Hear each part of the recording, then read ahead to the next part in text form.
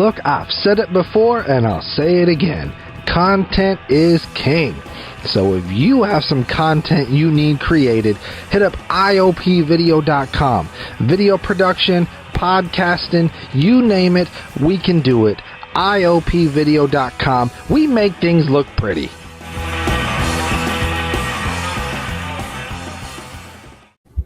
Welcome to the Voice Party! Woo! All right, are y'all excited?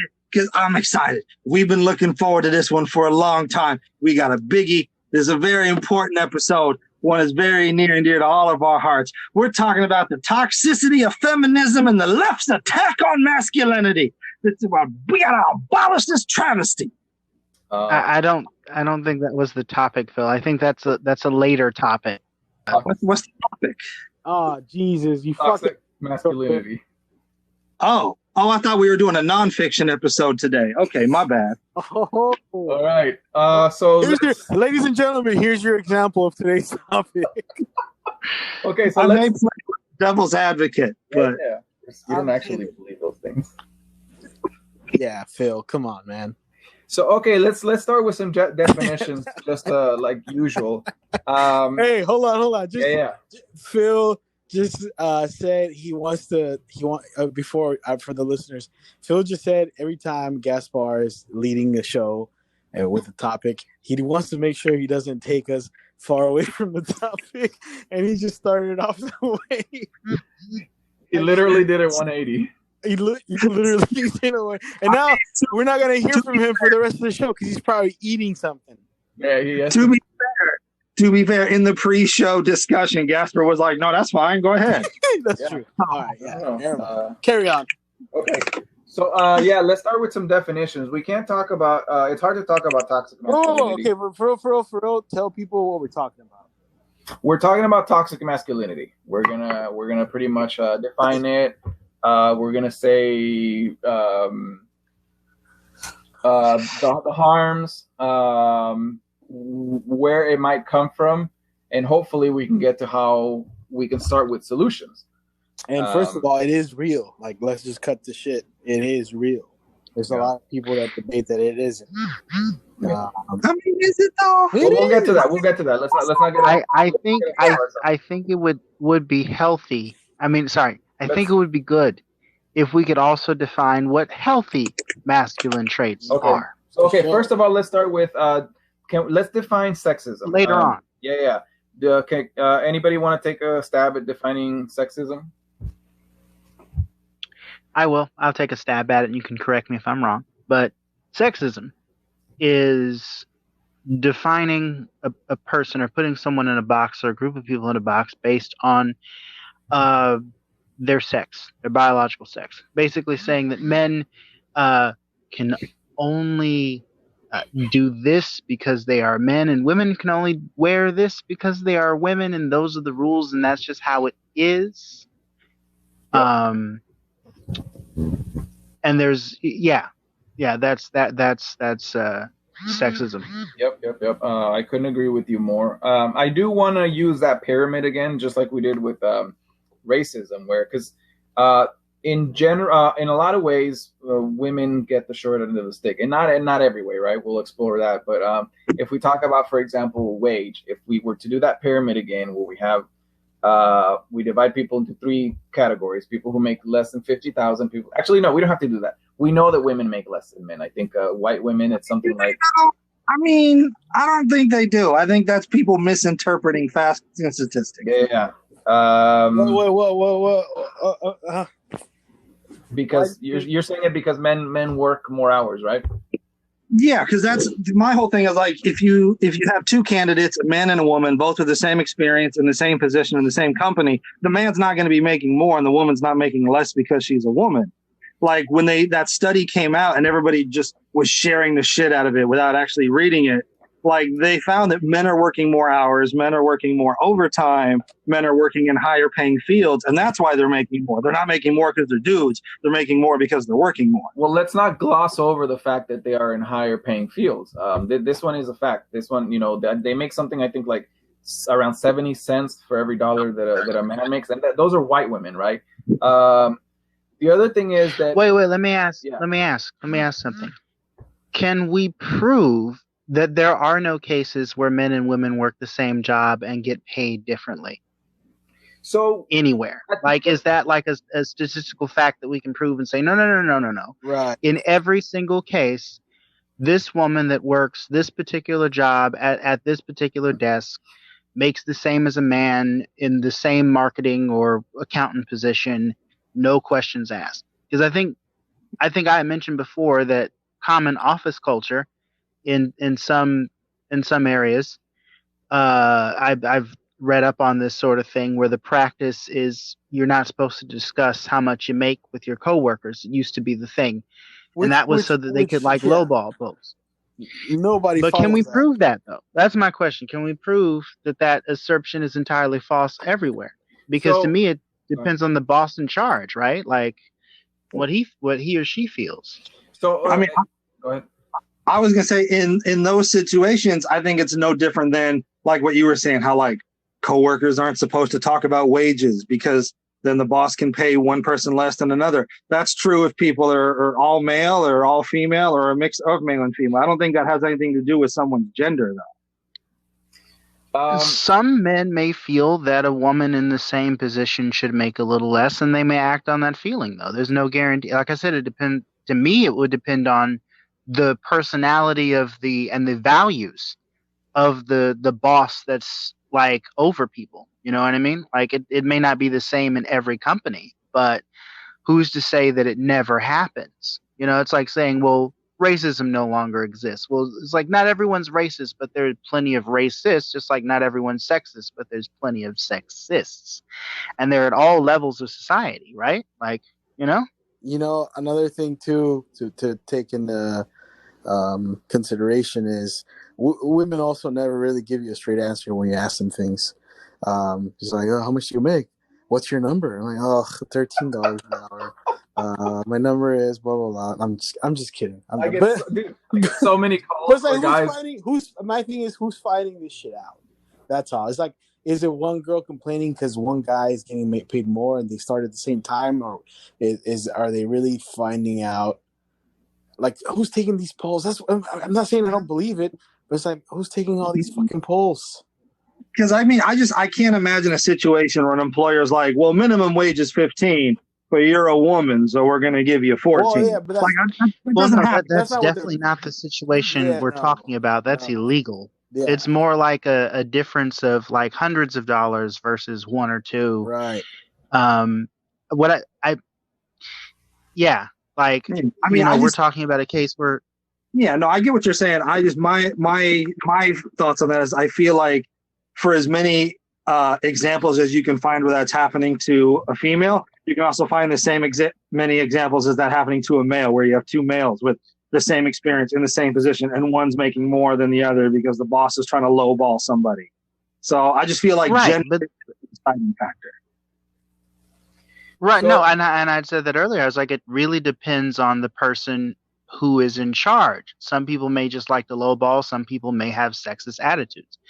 But just because not every boss has a sexist attitude, like it's one of those things where it's like everyone that does something shady has a different motivation for the shadiness. Some people are going to be sexist when they do it. Some people just want to generally lowball everyone equally. It just depends on the person. And that I think the trouble here is we can't really prove the human heart per human being because we can't read minds, right? Especially for a corporation. You can't prove that. Yeah. You know, it's hard. It's a hard thing to do. It's like, are you lowballing me because you're a racist, or are you lowballing me because you're an asshole and that's just how you are? I can't tell. All I know is you're lowballing me, right? Like, you actually can tell. So there are wages. And if you're a black woman working for a racist, sexist motherfucker, yeah. Anyway, sorry. I'm just thinking about all that because there's a lot of stories you read about, you know. There's a lady, I forget her name. She's part of the people who created Black Lives Matter. I think she has this word intersectionality, where she kind of talks about how there's more than one thing that can affect you. If you're a black woman, you're getting discriminated because you're a woman and because you're black, so you have it worse than black men and white women. Wages, there's certain places where wages I think are accessible. Okay, the beauty about oppression is that the oppressed are always isolated, right? For example, I think we're in agreement that oppression is beautiful. yeah. So the for example, you have the Black Lives Matter movement, and you have the what do you call it? The Dreamers. Yeah, These are two separate movements. But when you look at the specifics, or they're really similar situations. Now, why are these two movements separate?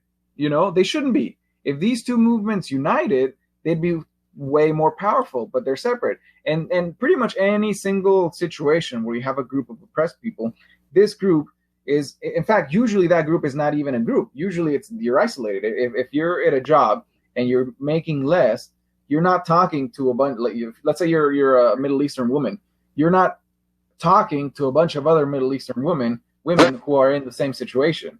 But people have done this before. Now, us four, we are not scientists, right? We do not have the time. We either have families. Can I ask you real quick? Are we? Yeah, hold on. Let me just finish. Okay. So some of us have families. Some of us have jobs. Whatever. When we come home, we don't want to do this stuff. We don't want to pour over a bunch of data to analyze it. Luckily, other people have done it, but it's really hard for any of us four to have that information on hand. Anyway, what were you gonna say, JD? No. I'm sorry. I'm glad you answered my question. I was okay. I thought you were getting off topic of toxic masculinity. But... No. So I do want to say that we could spend 2 hours talking about whether or not sexism exists. It's in fact, that's one of the things you see on mainstream media, politics and whatever, where it's like you have an issue, and for some reason one group is denying it, and we cannot move forward so long as an issue is denied. We have to start from the point where this is real. If we start from a point where it's like we question whether it exists or not, we're not going to get anywhere, right? And there's many other things where that happens. For example, global warming. In mainstream American media, is it real or not? It shouldn't be whether it's real or not, even though the science says it's real. Trickle-down economics. Economists say it doesn't work, but you keep seeing it in legislation. The pandemic, when the pandemic first started, it was a question of whether or not it was real, even though the whole world was going through it. Flat Earth, same thing. Vaccination, same thing. Racism, and so on and so forth. Human trafficking. Yeah. Well, is anybody actually denying that? Well, people deny involvement. Oh, okay, yeah. I mean, that's a form of it. I'm just throwing stuff out there. Yeah. So I actually would recommend that moving forward. Well, no, I guess never mind. Anyways, she fucking rules, man. This guy's serious. Okay, so moving on. Can we define feminism? Well, so here's what I'm going to say. Anyone who knows me knows I'm not a feminist, and I don't support feminism because I believe men and women are equal, and men and women should be treated equal. So that's why I can't get behind feminism, because feminism isn't about equality. It's about superiority. Feminists want to be superior to men, and I can't get behind that. Can you talk more about the superiority thing? So we were talking about the wages, right? Yeah. So when that study came out, notice feminists weren't demanding to work as many hours as men. They just wanted to get paid the same as a man. They didn't want to work more hours. They just wanted to get paid the same. So they wanted to get paid more for working less.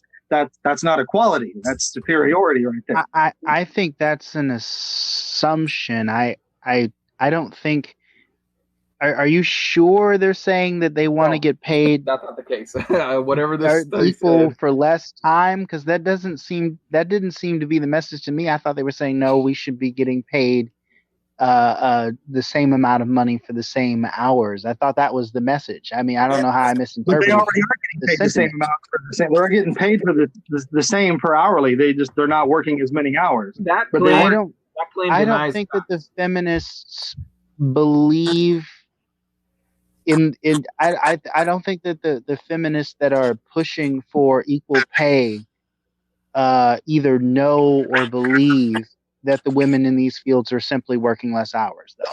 You know what I mean? I think I think there's a an assumption made on my part, an assumption made on your part, and my assumption is that they totally do believe that they are getting shafted because they think they're doing equal work, and you believe that they know they're not doing equal work, but they are demanding more money for less work. Let's move on. Let's move on. I think. But the only way to make this, the only way to truly resolve this, though, is just to call up a feminist and ask them, like, "Yo, do you want more money for less work?" I mean, but what person wouldn't want more money for less work? Yeah. But I mean, is that what you mean when you share this thing? And I bet you they tell us no. I bet you tell us that's not what they mean. Here's what my answer is that you probably remember this when we were in high school in like gym class, like the boys had to jump hurdles, but the girls got to jump over boxes, right? So obviously there's no equality there, but they're still getting the same credit as boys. And I feel like that's like a small example of the larger problem here, because with feminists, they're not demanding to jump the same hurdles that men are jumping. They just want the same rewards. They don't want to work the 60 hours. Anatomy and six-figure paycheck. Anatomy and human rights are two different things, bro. Like, I agree with what feminism is. I don't agree with what some people who call themselves feminists do, but the idea of feminism, I do agree, because there is a big gap. Let's define feminism. We still have to define it. I will just say this much. I honestly think if you talk to these women, they're not gonna say, which is one reason why I really wanted to get one like on our show. I don't think any of them are gonna sit there and say we want the same amount of money for less time. I think they would agree with you, Phil, and say, you know what, it wouldn't be fair if we worked less hours. I don't think any of them. I don't think we can get a single one on our show to say that they want to work less hours and get paid the same as a man, regardless of how many hours they work. I honestly don't think you can get a single one. I've never met a woman that said something like that to me. But they are out there. They are out there. That's the point I'm saying. So I'm always sharing like memes and stuff in the group. So you guys already kind of like see when I find examples of like extreme feminism that is super toxic. But I feel like on paper, feminism is about equality, which is what I'm fully behind. I totally think men and women should be treated equal in all aspects of life. But I feel like in practice, that's not what happened. You know, I ran a photo lab in Berkeley for 5 years, and Berkeley is like as far left as you can get. And everything I saw out there was just women who wanted to be treated superior to men. It wasn't about equality at all. That's just my firsthand experience dealing with feminists in a super left-wing environment. It wasn't about equality. It was about superiority. What's another example where women wanted superiority? Can I say something real quick? Hold on. I think those that he's talking about are a perfect example of toxic feminism, toxic feminists. Like, because I do have friends who consider themselves feminists, and it's they're not asking for more. They're just asking for basic stuff that we as guys just take for granted when you really talk to them. You know what I'm saying? Can you think of anything like that we take for granted? Well, one of them is, for example, you know, the little liberties which is, I don't know if I'll see it in my lifetime, but the little liberties of just walking down the street unbothered. You know, that's one example. That's one big one for a lot of them to think. You know, I think Chappelle said it in one of his latest specials best when he was like, after doing a show, someone gave him like $150,000 or $15,000, and then he grabbed it and he realized he had a bag full of $15,000, and he walked to his apartment and he was nervous, you know, super scared of holding this thing that everyone wanted, and hiding it, and then to think that's how women feel all the time. Mm-hmm. I mean, that's just one example, you know. So here's another example. I've never been. Go ahead. I'll even throw out, you know, as a filmmaker, I notice how Hollywood traditionally moves. How many times have we seen older actors, right? Like someone like Sean Connery, who started acting when he was like his 20s, right? Continue to act into his old age, graying hair. As a matter of fact, he was still getting scripts even though he was like, yo, I'm about to retire. He's still sending scripts. For women, though, they age out. Yeah, mid-30s. You have to be somebody that is just marketed to a certain kind of crowd in order to continue working as a woman in the film industry. Somebody not like Meryl Streep. Yeah. You know He's what I one mean? of the Like only Meryl Streep ones. has like this huge brand name to her, but there's so many actresses that don't get work later on, and and maybe because sadly, I'm just gonna say it, some of them I think were only actresses just because of their looks.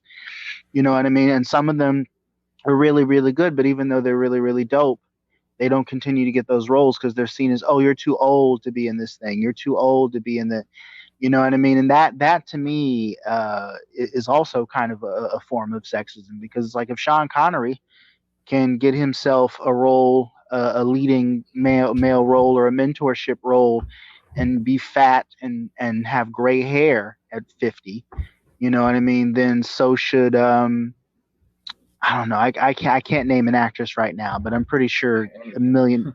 Well, it's like for women, like you said, for actresses, it's like, you know, you do as many of those movies while you're hot, and then as you get older, like hopefully they squeeze you into the View. You know, like those are your options. Yeah, well, most of them drop out. The girl from Kick-Ass, she's not doing anything. The girl from damn, I don't know their names. A perfect example of this, bro. Look like I just thought of, like, you guys have you guys watched Cobra Kai? It just came out on Netflix. Yeah. It was No, I haven't seen yes, it. okay. I will say Just let me about just the say girl. this real quick. Real quick. Cobra Kai just came out on Netflix. It's been on YouTube, but the there's like a callback to all these actors who were on it. There's like a bunch of the Cobra Kai guys, which hopefully it gets spoiled for anybody. But a lot of but none of the women are coming back. It's like it's just When you say it, you're referring to Karate Kid, of course, for the listeners at home. yeah, Karate Kid. Right, yeah. They're calling stuff back for Karate Kid. Yeah, Yes. I love that show, but you I notice have how they don't noticed. put in, like, none of the women are making appearances who were on that show. Like who are the actresses? I don't know. Doesn't matter. They were just loving. Elizabeth Shue, she had quite a significant career, and you know, and she was a good actress too. I hope she's still alive. Yeah. That's the love interest from the first And one. this is just in film. You know what I'm saying? Like, we're just doing it. Yeah. What were we gonna say? You could even bring in the girl that was Daniel-san's replacement in the fourth one. Remember they did a fourth one where like Miyagi trained her. She's like a big deal now. She's bigger than fucking. Oh yeah, that's right. That's right. So they probably can't afford her. No, fuck no, hell no. With Ralph Macchio, like, yeah, okay. Yeah, no, yeah, $1 Million Baby and all that. Yeah. Ellen Page is another one that disappeared, right? Yeah, she was good. She was in Inception. What did she do after Inception? After Inception, because she did she was in Juno, and she was in the third X-Men movie. She was in Inception. Those are the only ones of hers I've seen. She's done it. Wasn't she also in like that movie called Hard Candy, Phil? You told me about Hard Candy. That was a great one. I haven't seen that. It's about this underage girl who orders pedophiles to hook up and then torture them. Oh shit! And that's Ellen Page. Yeah. Yeah, she was a good actress, man. Yeah, she was, and she probably still is, but yeah. Now, earlier we mentioned the girl from Kick-Ass, right? Yeah. I just want to say that the Chloe, her name is like Chloe Grace Moretz, I think. Yeah. Her issue is a little bit different than the ones we're talking about. Her issue is childhood stardom, which is a whole nother box. She was young when she started, which is a whole nother can of worms that doesn't just affect young ladies, but also young boys as well. Yeah. And it's really hard to make that transition from being a preteen or a pre-adolescence through adolescence and into adulthood and keep your career when you're in show business. It's real hard. Ask like Jodie Sweetin, who was on Full House, who basically after like Full House is over had a whole drug problem and a half. You know what I mean? Ask like Gary Coleman. Ask Macaulay Culkin. You know, that transition in the spotlight is real hard. So I wouldn't even throw her in the whole like sexism mix. It's not even. It's just a different situation for kids. You know. It's a whole like the little girl from The Exorcist. All right, so I think we can all agree that the feminism stands for equality, right? This base core, yes. Yeah. Okay, so about the feminazi thing. Personally, I feel that feminazi, the term, is really a response to feminism. The same way that Blue Lives Matter and All Lives Matter is a response to Black Lives Matter. And you know that you could go on. The flu kills more people. Anyways, it is also a response. But I imagine that maybe some of you guys don't agree with that. Well, okay. Whenever you, me and JD have talked about like real life examples of like extreme, like toxic feminists, which I would label as feminazis. You know, like that woman, like of everything. Yeah, like that girl I was showing you who was just like, guys, if you're falsely accused of rape, just take it because women have been oppressed for years. It's your turn. Okay, you well, know, like I saw that and I honestly thought that was a joke. I'm like, that's got to be some sort of satirical thing that someone put up. That can't be someone's true feelings because that's nuts. That's or someone that's trying to get you know, Phil, how sometimes you're hyperbolic. You know what I mean? That's got to be hyperbole, bro. This guy, I looked at that, I was like, that can't be real. Working in Berkeley, I've been around people who feel that way and talk that way and believe that way, and they all don't seem that funny. So they can't all be hyperbolic. And then to be fair, there are extremists of every fucking belief, dude. Like, you know, right. Just like there is ISIS, there's also, you know, there are Muslims who believe in there's every people on the left, there's good and bad people on the right, there's good and bad Christians, there's good and bad atheists. Like you can't lump people in a boxing bag. Well, everybody in this box is good. Yeah, that's not how humanity. Well, no, that's definitely not what I'm doing. I'm just saying, like, that was so outlandish. I was like, "Are you serious?" Like, no, yeah, for sure. But to say that there aren't toxic feminists is ridiculous because there is. No, and just like there's toxic everyone. Have you guys ever been in a group of guys? Yes. And somebody. Oh, that's right. We're supposed to be talking about men here. And somebody and you just have a long conversation about feminism without talking about feminazis. If you are talking about it, like the actual, like, I don't. It depends who you're talking to. How's it happen? Have you guys been in a group of guys where the topic of feminism comes up, and it's just guys, and you actually talk about it? And feminazis, or even a description of feminazis doesn't come up. I'll be honest. The only time I'm ever talking about feminism with my guy friends is if there's a case of a woman acting like a feminazi, and we're like, "Oh my god, can you believe this fucking bitch right now?" All right. What about JD or? Yeah, no, I don't think I really like talk about that with friends. I mean, I don't think it really comes up as a topic to talk about, you know? Now, okay, so go ahead, Joaquin. For me, like, I'm thinking about like the different friend groups that I've had over the years. I will say my rap group, we never touched on sexism really. My games group, we don't really touch on it, but we may discuss things like gender roles and society and all that kind of stuff, but that's a different conversation slightly. That's a broader conversation, but broader. I made a pun. Broad women. Sorry, all the ladies listening. That's a good one. That's a good one. But when I'm talking about it with this group or like this group, basically any group with Phil in it, I've never not heard the term feminazi brought up. As Phil pointed out, the only time he talks about feminism is when he comes across like someone saying that men should just not argue with rape charges. Like, so okay, so one of us. Can I say something real quick though? Yeah. And just to add context, like I can see like what Phil said. It only comes up when someone shows like like what he said, an example. Because I've, like Phil, for the listeners, he treats everybody the same. Like, you know, that's why it doesn't come up, I guess. And I have the same thing. It doesn't come up. I mean, you guys know me. I'm not sexist. right? I mean, Okay, so No, I'm just saying it's not something that comes up, you know. So one of us believes that women are not oppressed. The other three of us believe that there's at least some degree of oppression.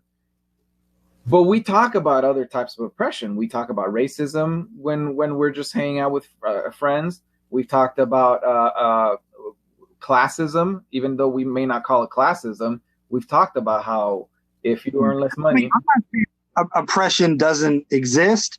Like, I definitely feel like there are circumstances where women aren't given the same opportunities as males, and they're sometimes held to a different standard. I think it's kind of BS that girls' clothes don't have pockets and that their stuff at Target costs more than mine because theirs is pink. I think that's kind of BS. Or that their fucking tampons are hella expensive. Yeah. When it's something that naturally just happens to them. I think just with beauty products, a woman spends somewhere in the thousands a year just on our feminine products, which is basically a female tax that we don't have to deal with. Yeah. Yeah, I was gonna say I think feminine products is a better example of there being an unfair seesaw situation, because when you like beauty products, I'm like, well, makeup is a choice. You know what I mean? Like, lipstick is a choice. Granted, it's something enforced by culture and society, and it's pressure put on them to wear it. That's not a subject I want to touch with a 10-foot pole, but feminine products is not a choice. Like, your biological needs are not a choice, and I definitely think they're hamstringing these women for stuff that they need. You know? So the point I was trying to make with the fact that we don't, I agree with you there. with the fact that we don't talk about it. Can I say something? Yeah. Go ahead. Just sorry, man. I agree to a certain extent with what you just said, Joaquin, about the beauty products, but also if you go like as a woman, and hopefully someone reaches out to us about this, if you go to a job interview without makeup and with makeup, it's a big fucking difference. Yeah, you're not getting the job. Regardless of who the fuck's interviewing you. Yeah, like I said, societal and cultural pressures push women to do it, but they don't really need it for their bodies. No. You know what I'm saying? Like, they don't need it for hygiene. They need it socially to progress, but they don't really need it biologically, I guess is what I'm saying. Yeah, there's a difference between I want to drink the soda versus I need to drink the water, to a degree. Yeah, no, I agree.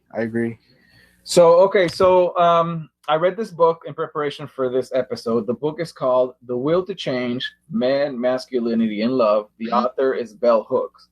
Joaquin, are you familiar with Bell Hooks? I am not familiar with bell hooks. Educate us, please. Okay, well, sorry. I think I just did something racist because she's a black woman and I just reached out to you. Anyway, sorry. Fucking guy. Yeah, I did. I caught myself after it. Okay. I don't think you reached out to him because he was black. I think you reached out to him because he's the most intelligent person in the group. No, I reached out to him. Most likely to have read a book. No. Hey, we're all very bright in this group. That's why I love you guys. Okay. Let's be honest. I'm comedic relief. So... hey, wit takes smarts, JD. Phil's a wild card. Gaspar is like, I don't know whatever the fuck Gaspar is, and you're the deep philosophical one. Yeah. Okay. Sorry. So there were some Bell Hooks talks about some ideas that are inconsistent with some ideas in mainstream feminism that she feels are inconsistent with what feminism should be. One of them is that the mainstream feminism, the type of feminism that gets the most attention, is the one that says that men are the problem. Now, she says that that's not the case, that you can't just blame men, right? You turn men into one-dimensional caricature. Exactly. Yeah. Finally, we're agreeing on something. Right. She says that women uphold patriarchy. Mothers raise patriarchal kids. If you have a family without a father, you don't automatically have boys that are growing up as feminists, right? They're going to be just as patriarchal as any other boy, and sometimes even more. The other thing is that when we talk, does somebody have a thought? No? Okay. Go ahead.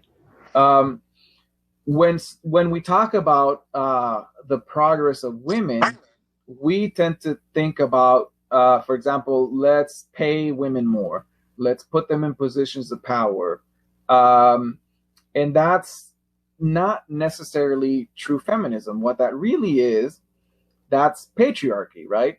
Patriarchy is power and to control things. And so all we're really doing is trying to give women the same benefits that patriarchal men get. I don't want to. I spent too much time on that, but does anybody have any thoughts on those things? Oh my goodness, I'm a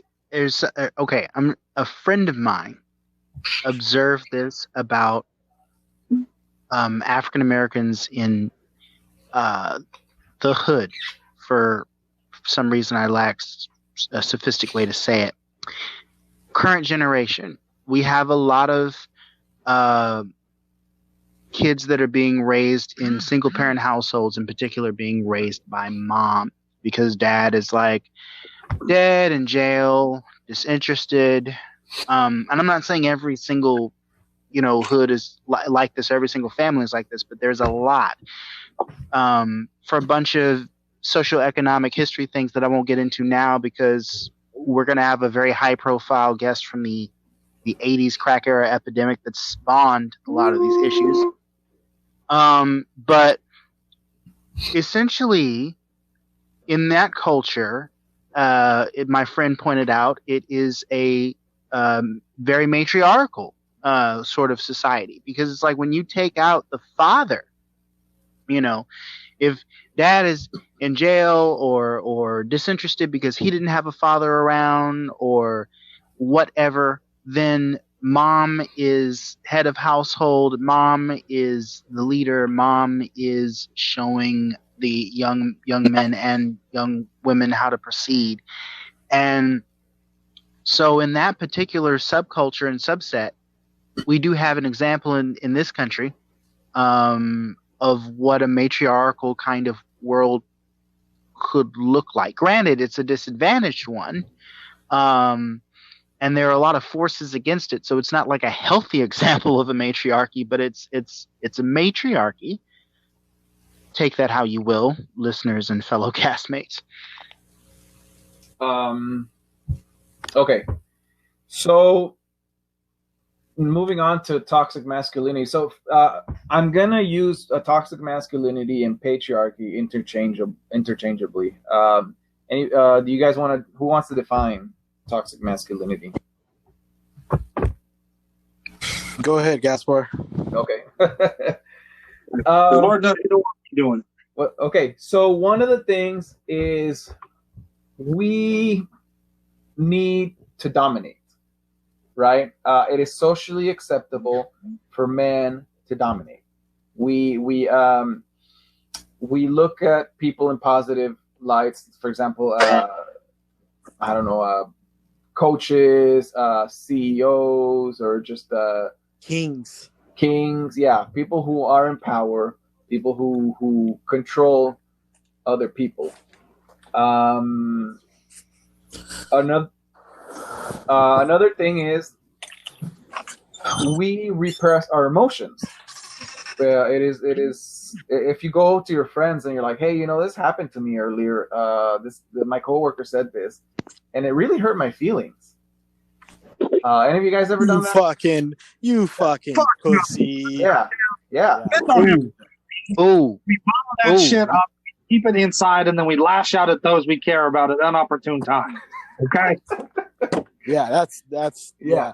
Which is stuff that our generation. I mean, a lot of us, our generation, our parents, our dads, or uncles, kind of push down our throats. Well, it's probably been there for a long time. If anything, it's the Zoomers that seem to have made some progress. But the millennials, I think it's all part of us.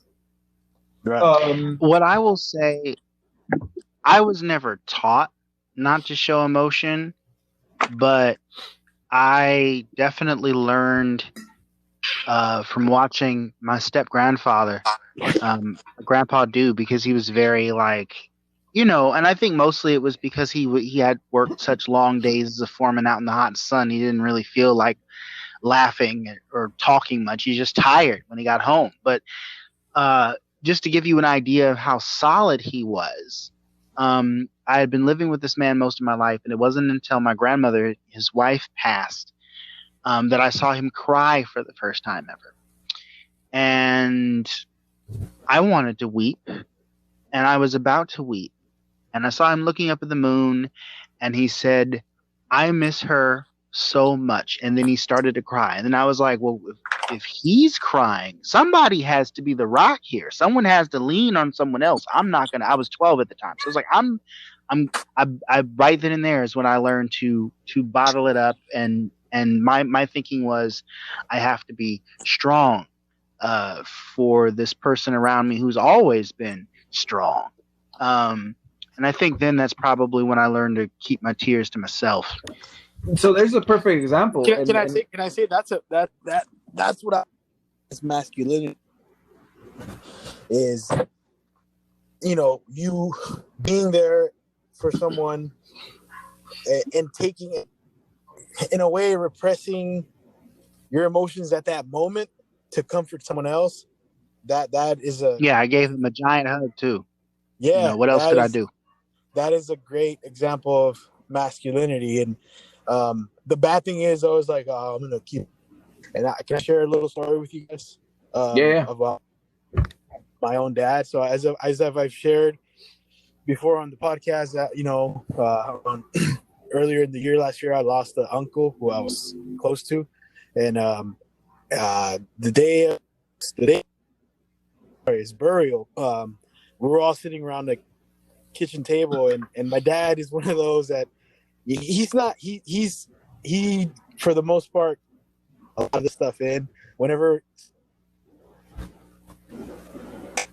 to kind of I guess whenever it's not the appropriate time for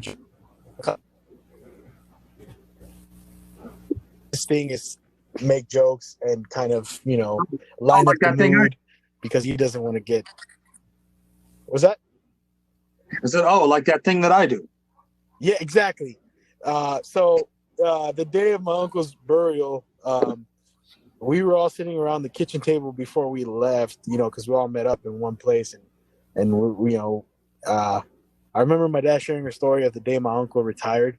So my uncle would stay with us Monday through Thursday for the work week because he lived so far away that he was just living with us during the week because he had to work for 2 years. He had to work near Richmond area. So anyways, the day he finally retired, he had a big party back in his place, and my dad came over. And I remember my dad shared the story of my uncle saying, "Hey man," he gave him a stack of cash, and he said, "This is for never charging me rent all those years I stayed with you. And like, I'm retired now, blah, blah, blah." But my dad said, nah, like, they had a moment that day. And as you sharing the story, I saw his eyes get real watery. And then he just gets up and then leaves, and he goes to the backyard and he starts sweeping like a clean backyard. It's like, that's an example of like what we're taught as guys to like repress emotions. And it's you're seen as weak when you're expressing that kind of emotion, which that is an effect of toxic masculinity. Yeah. That's what I was going to say exactly. Is that why do we look at not crying as strength? Why wasn't it socially acceptable for Joaquin to cry with his family member? Why did it seem like a burden? Yeah.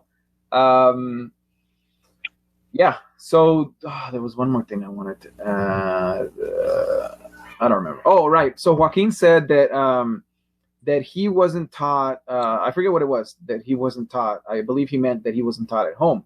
But our parents, our grandparents, whatever, they can only do so much. A lot of our socialization happens with our peers, and our peers are gonna teach us these same values. So the next thing is love deprivation. We don't really, and we'll get into more detail later in the podcast, but we don't have very many ways not only to show love, but to receive love. Another one is the emotion that is acceptable for men is rage or anger. That one we can do it, and it's looked at as powerful. Oh, I'm a pro at that. Right? Oh, I didn't even know. I've never seen it, but yeah, nobody's gonna. I mean, people might get weirded out. They might say some things, but in general, it's okay for men to show it. Another thing is, it's acceptable for men to be violent. Again, it's looked at strength as strength. In fact, you can look at cinema. Cinema usually, the male protagonist shows some kind of violence. Go ahead. I was watching Casino Royale, because I knew we were going to do. I knew we were going to do toxic masculinity, and I was just kind of like, I was like, let me go ahead. So on my commute to work all week, I was watching, bits and pieces, and I actually forgot how good it was. I think my initial takeaway when I saw it for the first time in 2006 was, this is not the suave debonair Bond, he's a thug. But then looking back, I'm like, no, actually they gave him a lot of different layers. But the last scene of the movie, when he calls Mr. White, and it's just like, Mr. White comes home to his nice fancy villa, gets out of the car. It's like, ring, ring, ring. What's going on? Mr. White, we have to talk. But who is this? Blam! Capped right in the knee. Crawls desperately to the steps, and then the music comes in, right? The horns start going, don't, right? And then it's like, Bond steps in, camera goes up. He hangs up the phone. He's got that giant. I'm not sure what the gun was. I don't know. I'm not really good with naming guns, but you know what I mean. It was like a rifle of some sort, and he just looks so. And in my head, I'm like, this looks so badass. He's got the phone in one hand. He's got the rifle in the other. Did he shoot him with the phone? Did he use both hands to hold the gun, but then have the phone over his shoulder? And he's just like, my name's Bond, James Bond, because he was like, who is this earlier? And you're like. You leave that scene going, oh, that's so awesome. But if you really examine it, it's like, I mean, if that happened in real life, you'd hopefully would be like, that is a monster. He just shot that man in the knee, that older man, that 50-year-old dude in the kneecap. That's not cool. But in the theater, you're totally into it, right? Yeah. Yeah. I mean, Bond's whole character arc in that film is he has to learn to abandon emotions and sympathy and caring for other people.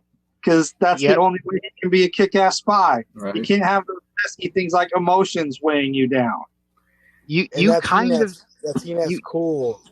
You kind of have to, and I guess it depends on the person who sees the movie. Because yes, the movie does point out, in order to do that kind of work, that sort of wet work, as they would call it, you have to be cold. You probably have to be a psychopath to really sleep at night when you're putting bullets in the back of people's heads that you probably had a sandwich with earlier in the day. But what's great about that film is, and this is just a testament to Daniel Craig and how great he is he's able to convey a lot of emotion in a very repressed way. Like that whole scene with him in Vesper. Yes.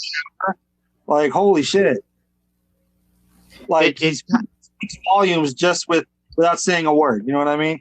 Yeah, and it sort of reminds me of why people loved Leonard Nimoy so much as Spock, because Spock was supposed to be emotionless, but if you really pay attention to the subtleties of the performance, there's a lot going on underneath that. And I really do feel like the film is great, not because it says violence is a good thing, but it actually says, look, this is what he had to do to get where he is. And it allows the audience to kind of determine whether or not that is healthy or good in the long run for the character. Or it doesn't necessarily say this is a good thing. You know what I mean? It leaves it up to you to decide whether or not it's a good thing. Yeah. And that part sets him up for filling that void inside him with things like anonymous sex and drinking and, all the shit he does in the rest of the franchise.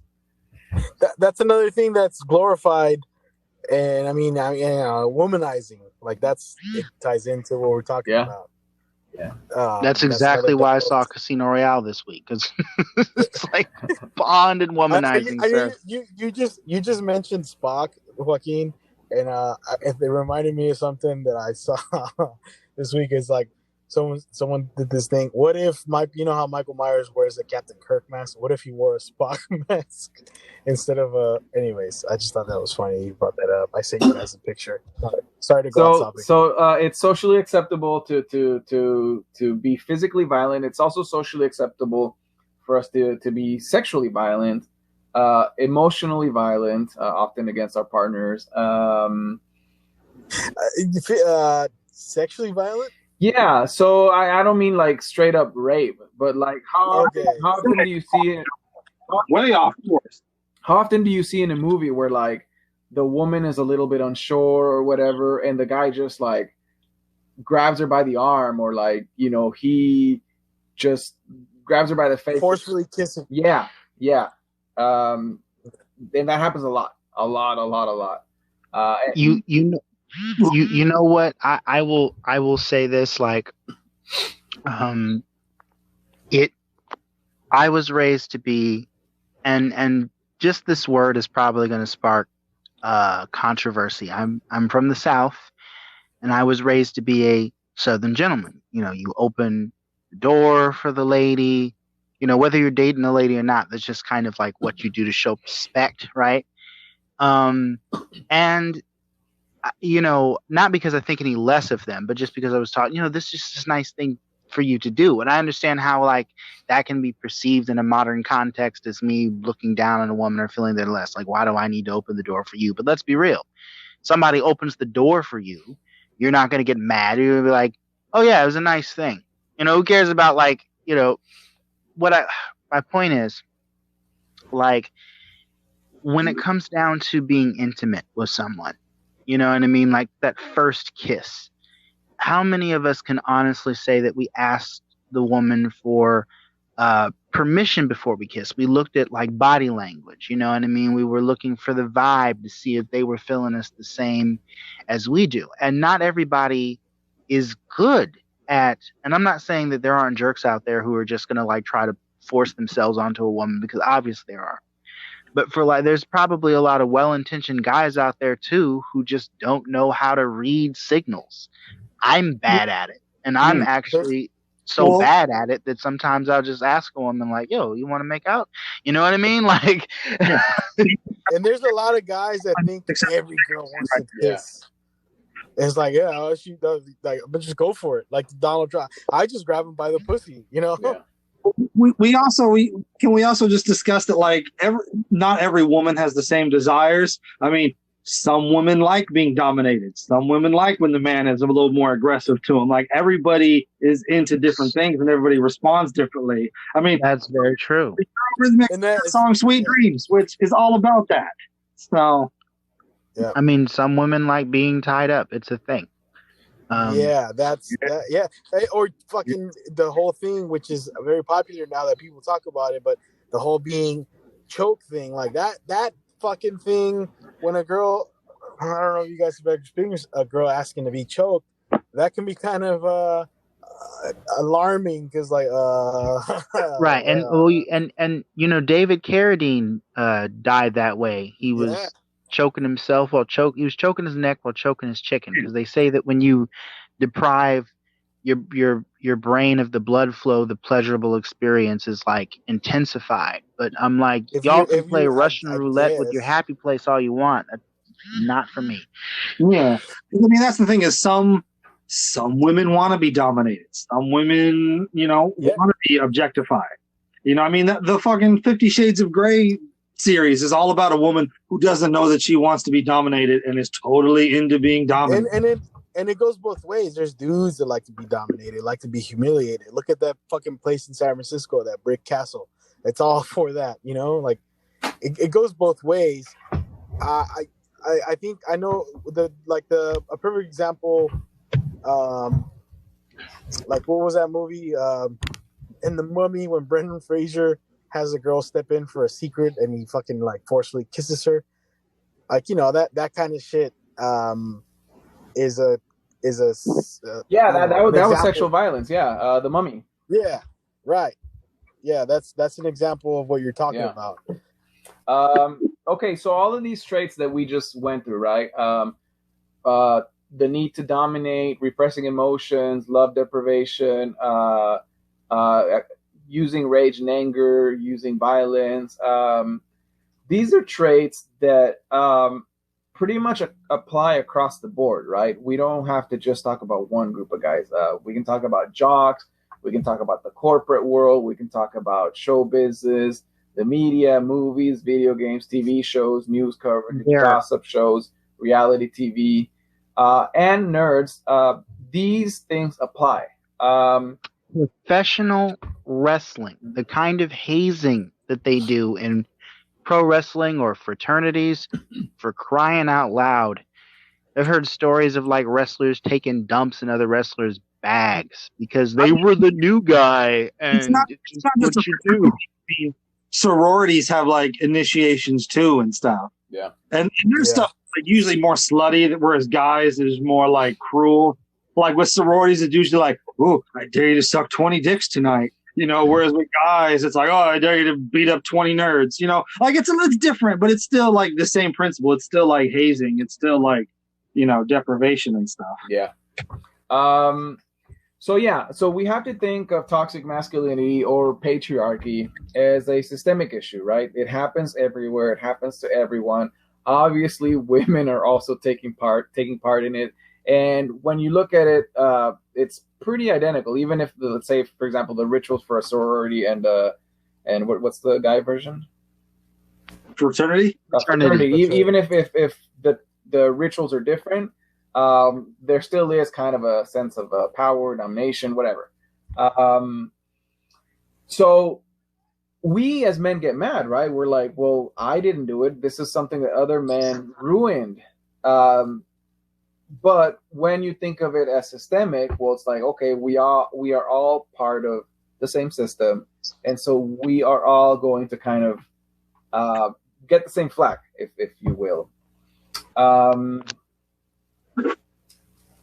Yeah. Okay. So moving on, let's explore the harms of. Wait. Oh, go ahead. You no. Go. What were you? Like, it sounded like you were gonna make another point with what you were saying. Then you just moving on. Like, well, hold on. We're not. Are you not done with this? Right. Because you. Go ahead. No, go ahead. Well, that it's systemic. Okay, so for example, and that's one of those systemic things that we benefit from being guys. Yeah. That a lot of us don't acknowledge, right? That's kind of what you were getting at. Yeah. No, for sure. Because, like I said, when we were talking about this thing earlier, I can't think of a group of guys that talk about, and that's because it doesn't affect what they go through. Doesn't affect us, right? So we don't ever discuss it. You know, like we can be oblivious. We can live our lives oblivious, super oblivious, and that's why I strongly believe the importance of having women friends as a guy, right? Not and then I want to be clear. Not just because you want to fuck, you know, like, oh, I want to, you know, yeah, we're friends. Hopefully one day we fuck. Like, no, like, I mean, genuine friend.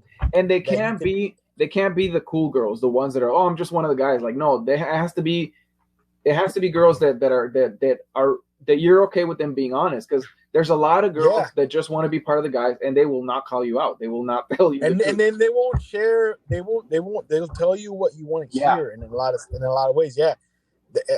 That's why I believe it's important to have, the conversations about what it's like to be a guy with women, and so they can also talk to you what it is to be, you know, because a lot of the stuff that I know and that I've heard from them. Like, you know, like some of the stuff I've shared is from talking to women about. Like I went and met up with a friend. I don't know how long ago this was, in the city for lunch. You know, someone I hadn't seen in years or whatever. And on my way there, it was kind of a walk, to be honest. It was downtown San Francisco near Union.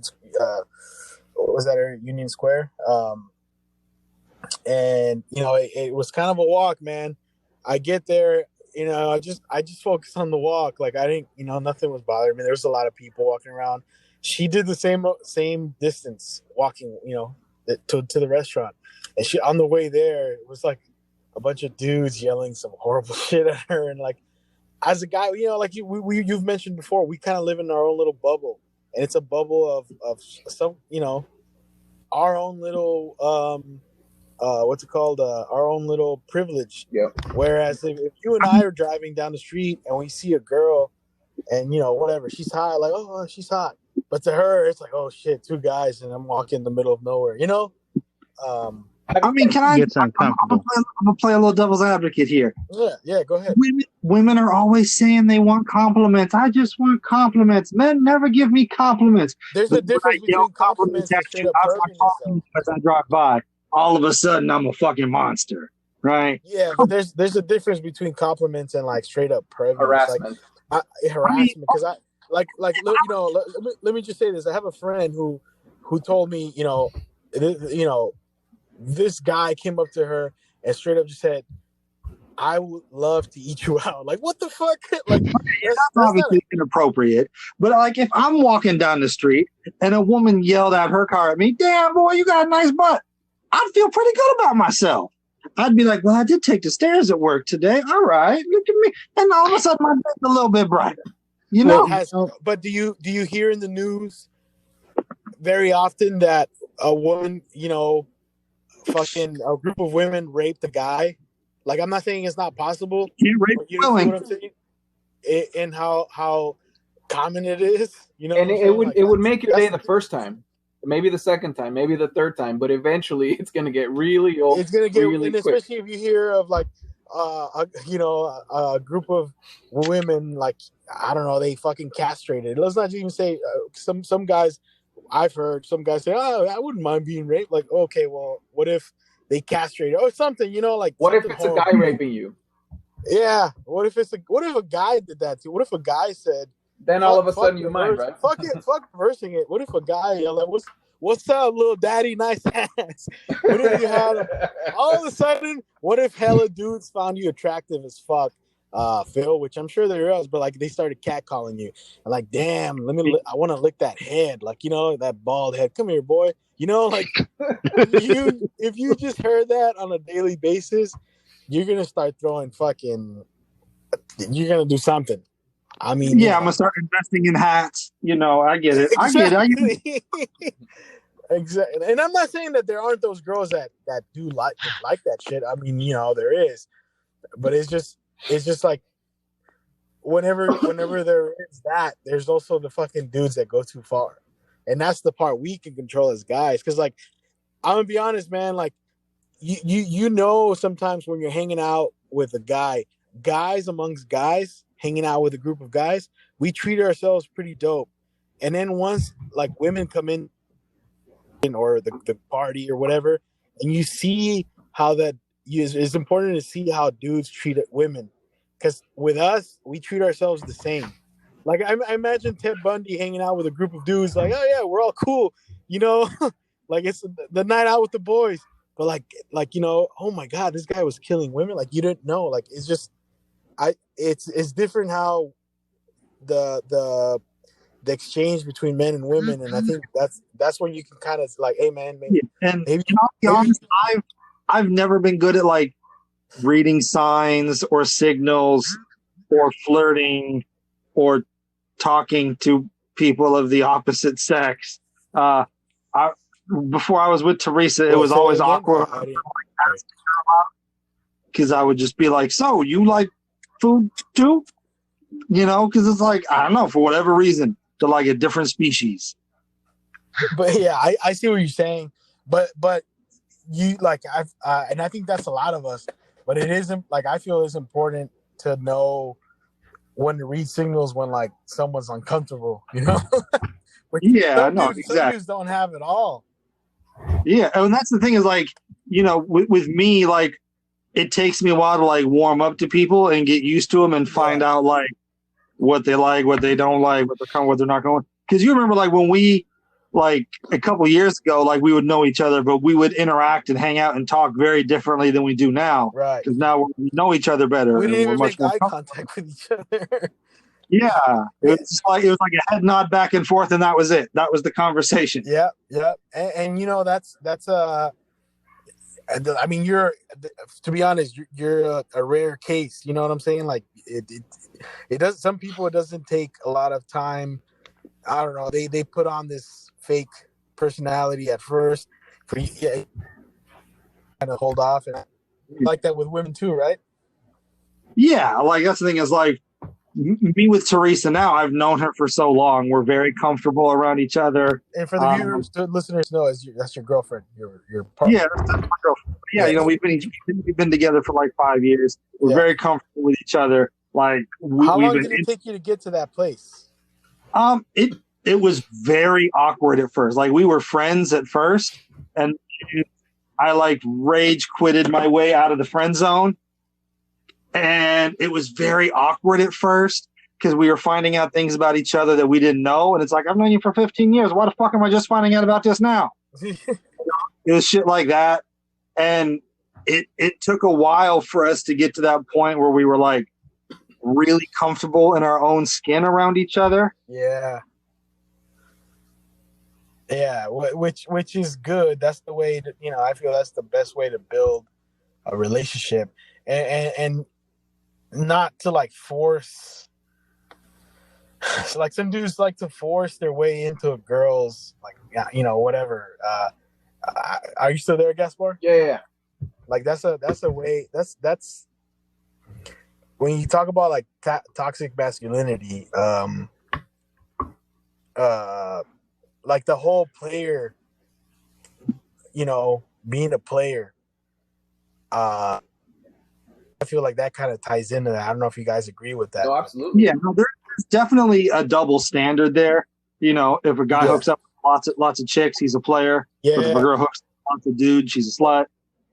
You know, it's the whole adage where it's like, you know, a key that opens a lot of locks, that's a master key. But a lock that's opened by lots of keys, that's a pretty shitty lock. Well, let's get into how the ways it harms toxic masculinity harms us, right? And we're gonna get into a little bit of psychoanalysis. So what I got from the book is that we basically have mutilated the emotional part of ourselves, right?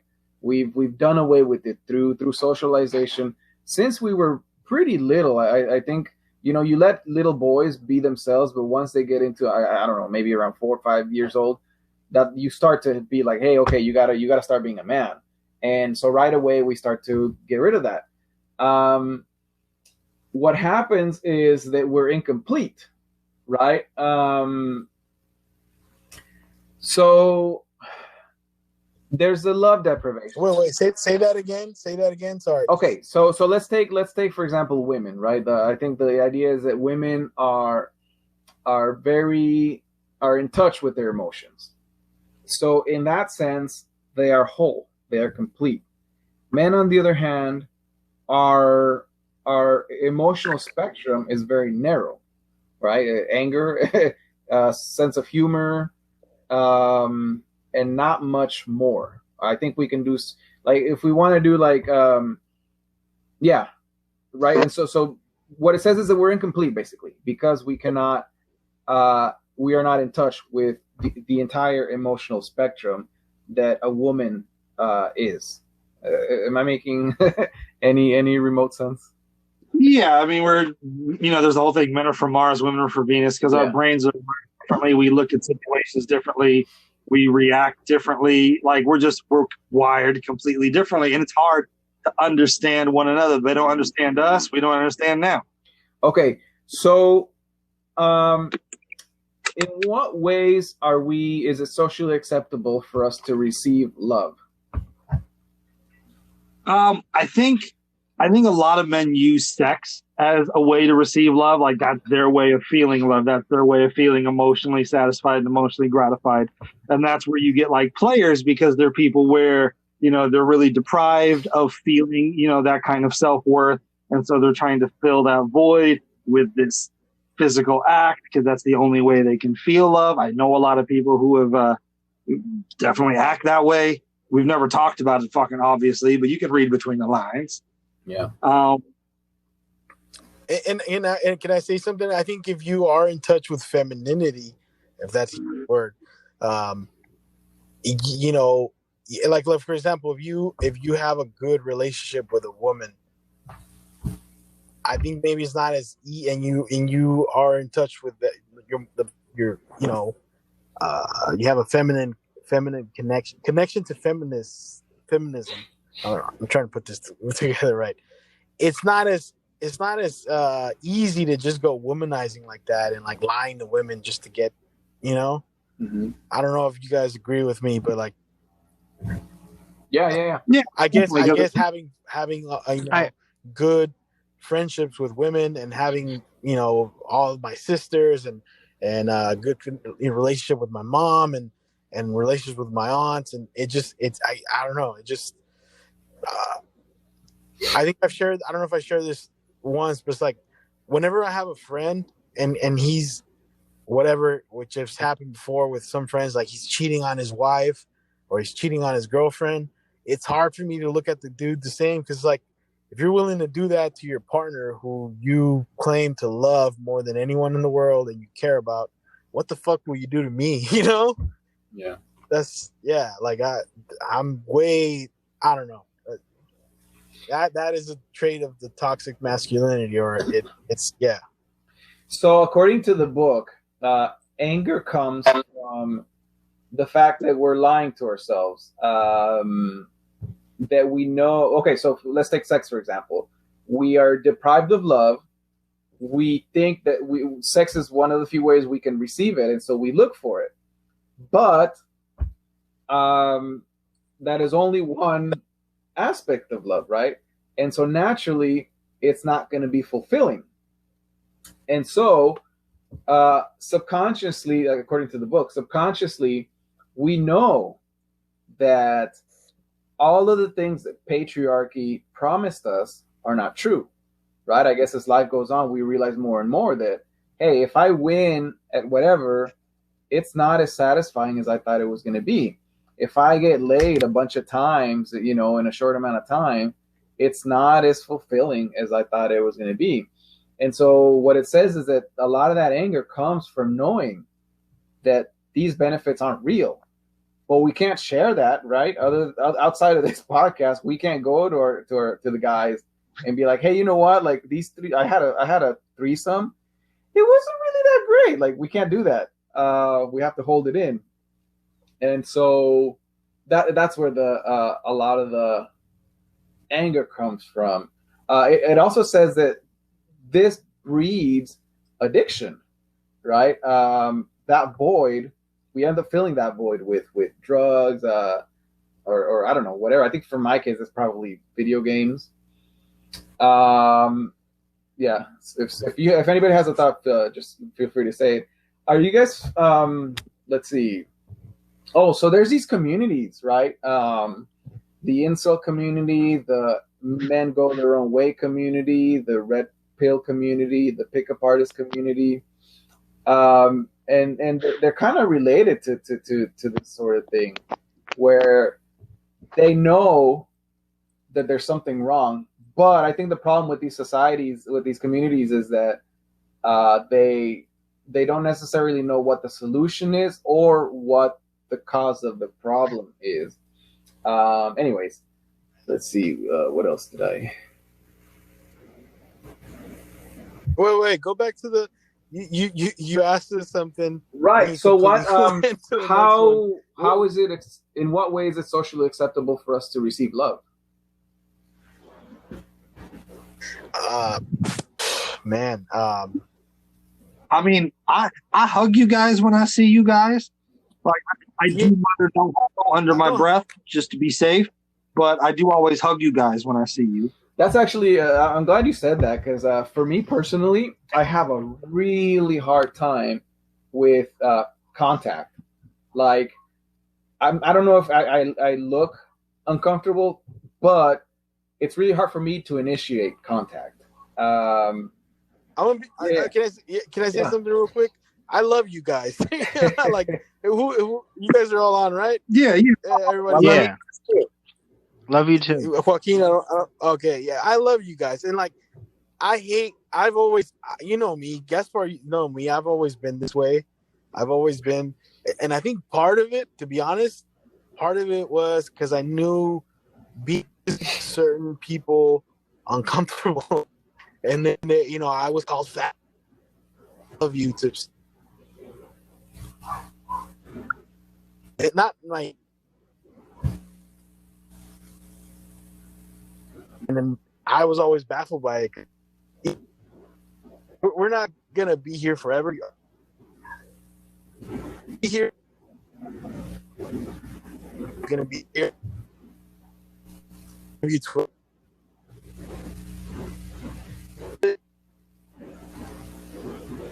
You know, but socially, I think it's only like socially, it's only acceptable for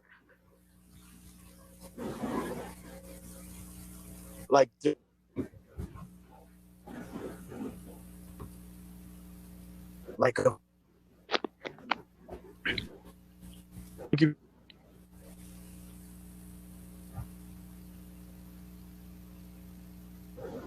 So,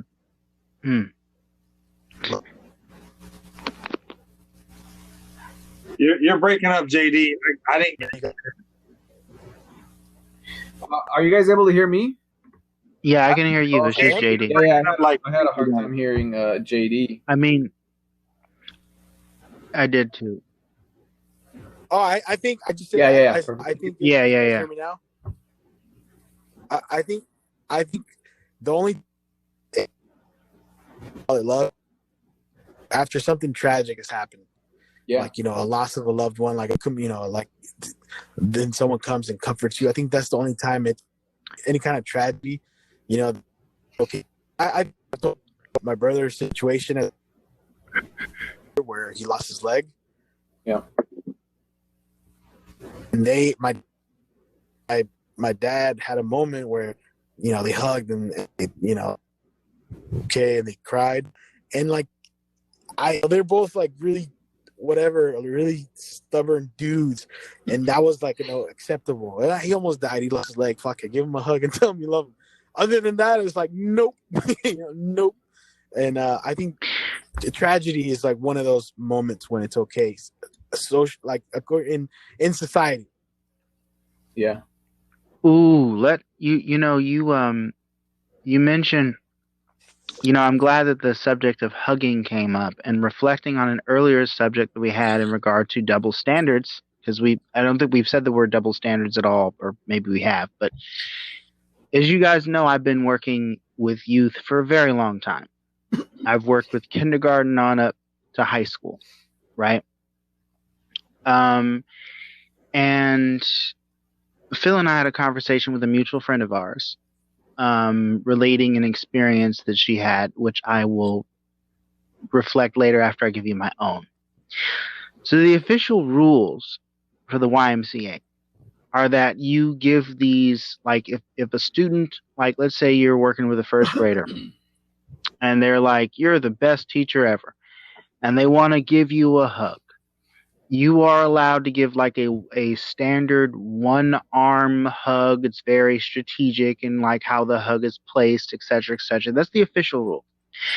The unofficial cultural rule, though, is that if you're male, you don't give hugs. That's reserved for females. The idea is if you're a male, because men supposedly, as we pointed out in regards to like men giving affection, men are not naturally affectionate. So if you're hugging a child, you must be some crazy deranged perv, right? Now I would definitely consider myself a fairly sensitive guy. And even though I don't always initiate hugs, I'm not prone to turn them down. But I have to be mindful, right? Where I work, who I am, right? And how society views me. And I'll give you a story. I was working with third graders one year. And there was a particular third grader who, it's funny how like some kids will bond with you after you're really strict with them in a scenario, but then you explain to them, all right, this is why I wrote you the referral because of X, Y, and Z, and why I'm going to talk to your parents. And you follow through. But I also told the students that I hold you to a high standard because I know you can do it, and I expect more from you. If you think I'm tougher on you than everyone else, it's because I know you're capable. And after that, me and the student were, it's like there was an obvious bond there. And one time. And I don't even remember what exactly the situation was, but we were out on the yard, and the kid was first in line, and I lead the kids in line, and she just randomly gave me a hug just out of nowhere. You know what I mean? Out of nowhere, and I was just like, no. And I had to talk to her. I said, you can't give Mr. L a hug. You can give me a high five. You can't. You know what I mean? And I had to explain to the kid, like, it just isn't done. And then I thought that we had nipped that in the bud, as it were. And this particular group of third graders, I think I was like their third group leader. Like there had been like previous firings or people left or whatever. And so I guess she was feeling a little insecure, and she said, I think you're a great teacher, and I don't want you to leave like the other teachers. And then she looked to her left, she looked to her right, and she gave me this giant hug after she said it. And it caught me off guard, and I just kind of, what could I do? You know what I mean? It was the sweetest thing anyone had ever said to me. And I shrugged my shoulders. You know what I mean? It was just one of those things. And then after about 2 seconds, I said, okay, look, nothing's going to happen to me. I'll be fine. I'll still be here. I said, thank you. That was really sweet. But in my head, I'm panicking. I'm like, okay, look, the hug hit me out of nowhere.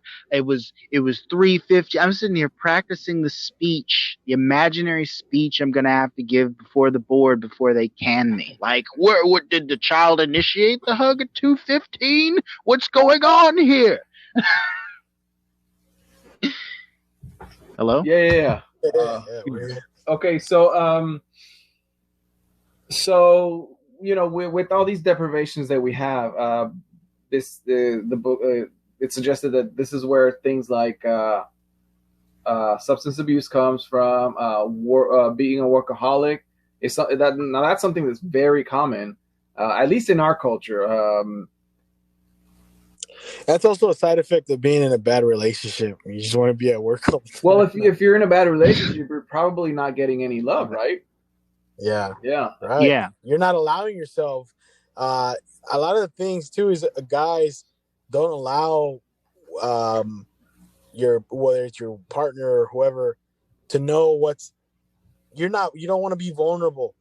It's a sign of weakness to be vulnerable to a lot of men, so you don't let people know what's going on. We just had an actor at the peak of his career die, and nobody knew that he was sick, right? Yeah. And people are saying, wow, how strong that he was able to make all these movies even though he had cancer. All right. You guys know what I'm talking about. I think they're more talking about the physical part of it, not necessarily. I don't know, because being in chemo and all that, it weakens you, and he looked like he was in the best shape of his life ever. Yeah. Except I did notice 6 months before he passed. Talking about Chadwick Boseman, just so people understand, because it's released. Yeah. I did notice like 6 months before he passed, he was looking kind of emaciated, like thinner than I had ever seen. And I know sometimes actors lose and gain weight for parts. So I was like, maybe he's got something coming up. But some people saw that and were concerned, like, yo, is Chad all right? Is he good? And it speaks to a lot to be terminally ill and to feel like it's none of our business that he is, but the fact that he kept it to himself and kept pushing forward, could be interpreted as, this is a marker of our society where this man couldn't say, hey, I'm battling something, I'm struggling right now, I'm wounded. And a lot of people, I've heard people say, well, if Chadwick Boseman can make this many movies in the span of all that time where he was battling sickness, then none of you have excuses, which is a different kind of problem there. Because I'm just like, look, it depends on the person. Some people are physically stronger than others. Some people can take chemo treatment and push themselves to that limit, but not everyone can. And let's not forget that Chadwick died at 43. Just imagine what it would have been like had he taken a break from acting and gotten through the treatment. He probably would still be alive. I'm not saying that his performances killed him. Listeners, please don't think I'm blaming his death on his actions.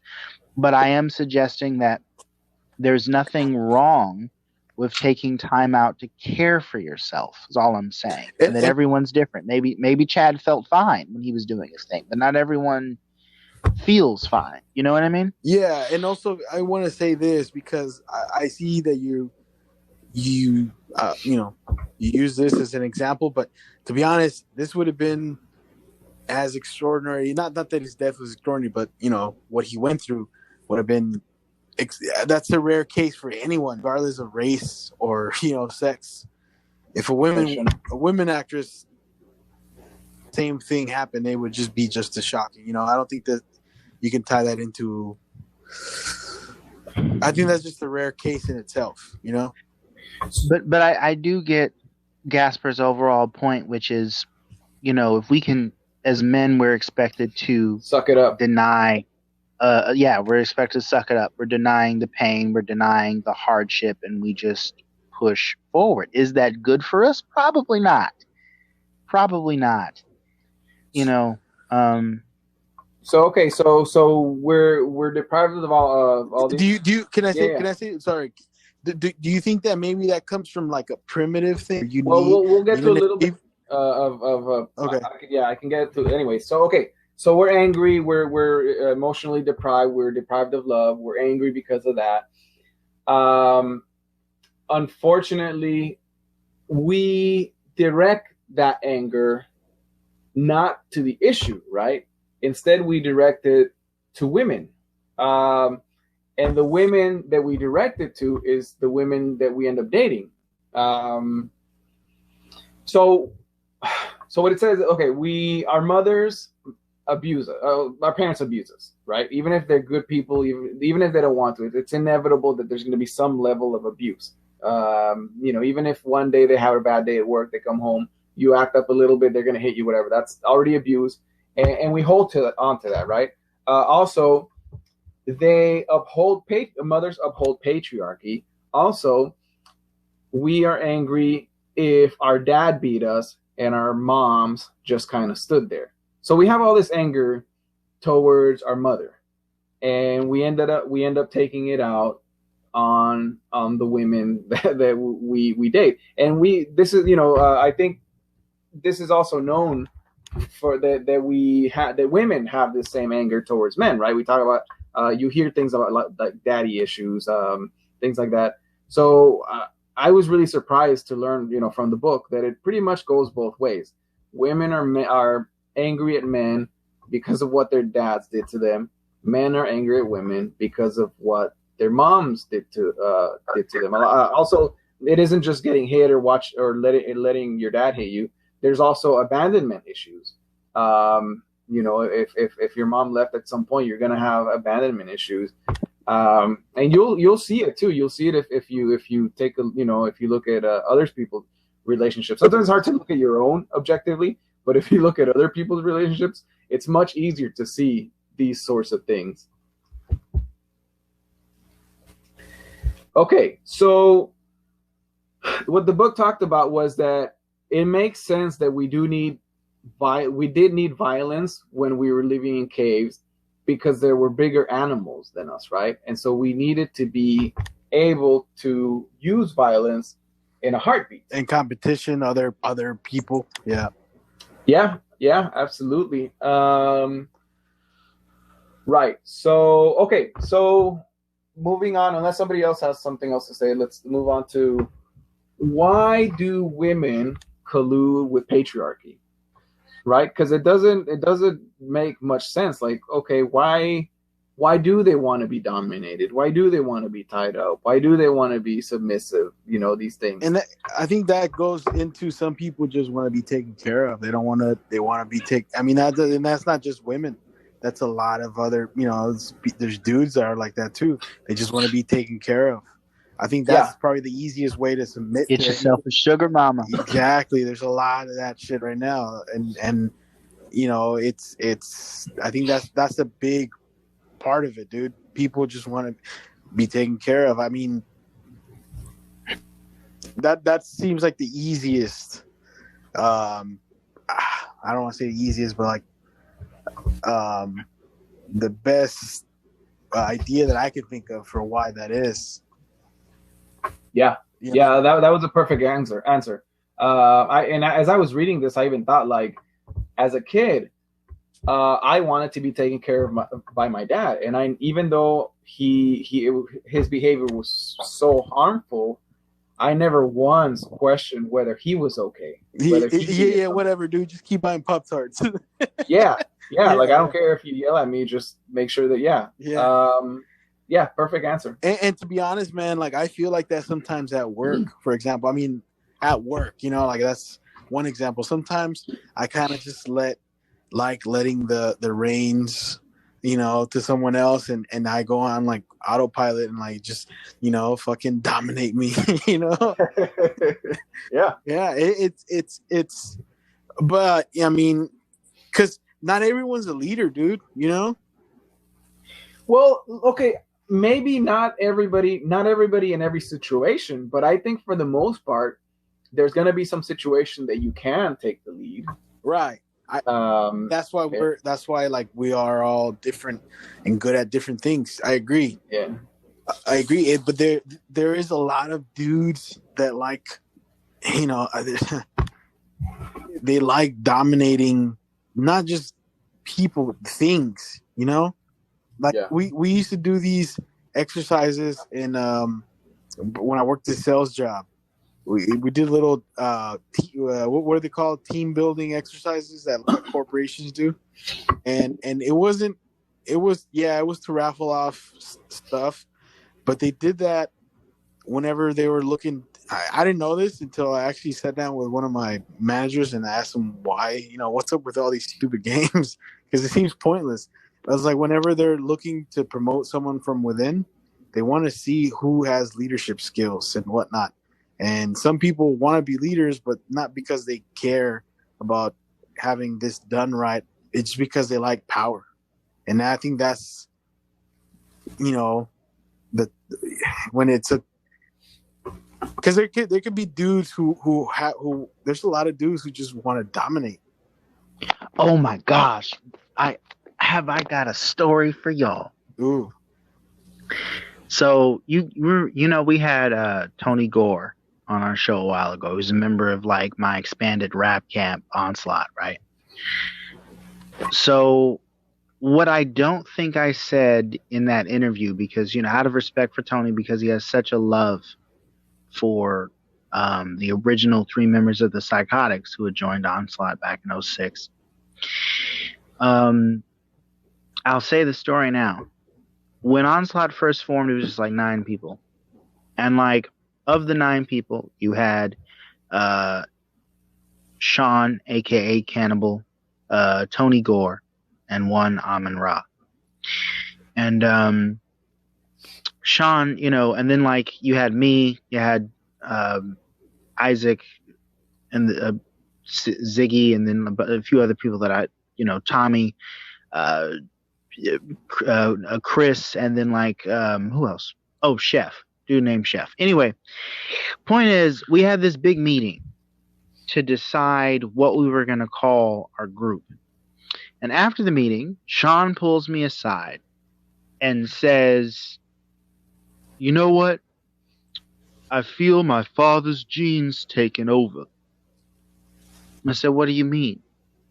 He says, "My father always likes to be in charge of things. It's just naturally how he is, and I I kind of feel that push. Like, I want to be the big man around here and be in charge.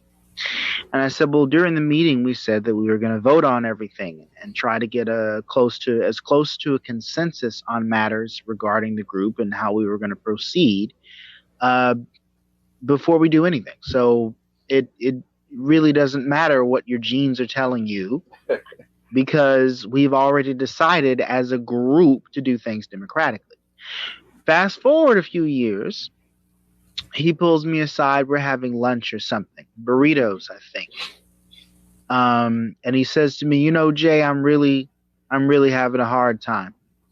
I said, what do you mean? He says, I'm frustrated. I said, why are you frustrated? He says, because when I tell my side, he's talking about the people in the psychotics. At that point, they had added, I think 5 new members. So they had changed their name from the psychotics to Psycho Click, right? So he's like, when I tell people on my side, we're going to have a photo shoot in 2 weeks on a Wednesday, and I tell them we're all black, everyone flakes. But when you say to the whole group that you want to do X, Y, Z, everyone flocks to you and they just do it. You know, maybe some people can't make it for some reasons, but most people make it out. Why is that? And I said, you know, the difference between me and you, Sean, is that when you say we're going to do something, you say it authoritarian. You say it with authority. You say it as though you're their boss. And people, if you're not paying them, naturally buck up against that. Especially if you're not paying them, they're probably not going to follow through with it. When I talk to the group about something, I ask them how they feel. What do you think? Right? What do you think about this? This is my idea. And people receive that idea as, hey, he's asking for my input. I also think that people legitimately understand that I want what is best for the group, especially when I ask them for their opinions. And if everyone says they don't like it, if most people say they don't like the idea, I'll usually drop it. If I feel like it's a really super good idea, I may try to continue my case. But if they still don't like it, I leave it alone.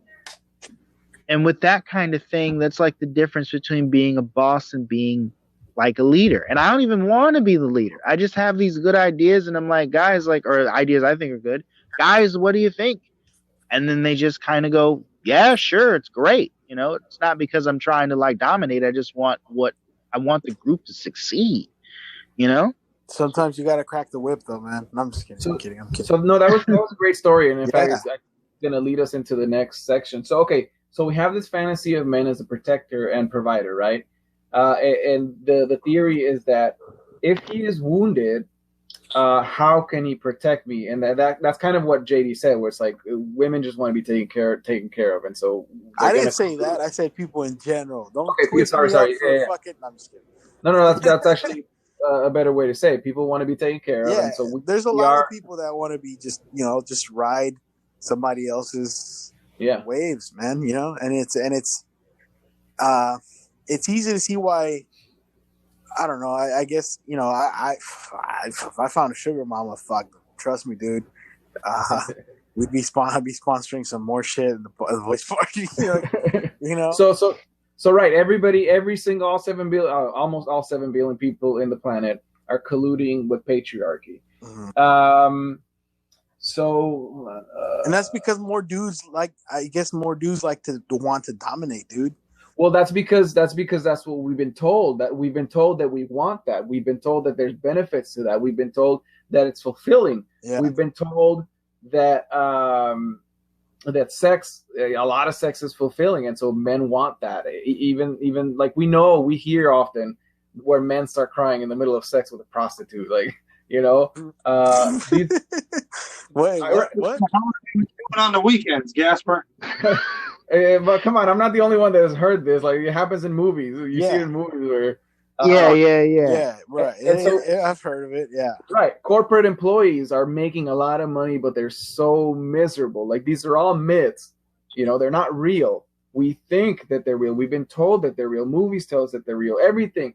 Our friends tell us that it's real. You know, when guys get together, they talk about some girl that either they got with or that they're trying to get with, and so we, you know, these myths are everywhere. Every single thing tells us this is what's true.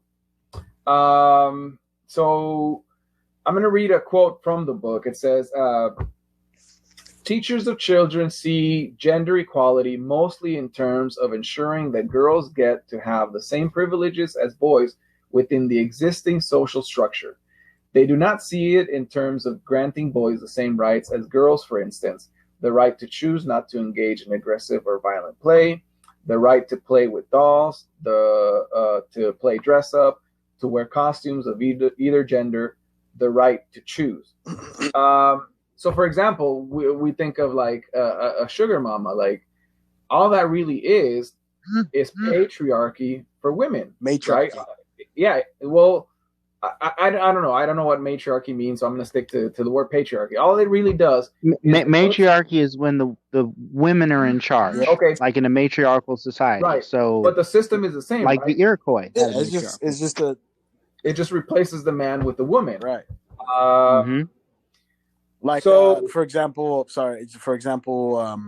hyenas are a matriarchy, the way they operate. The women's the leader, and lions is patriarchy.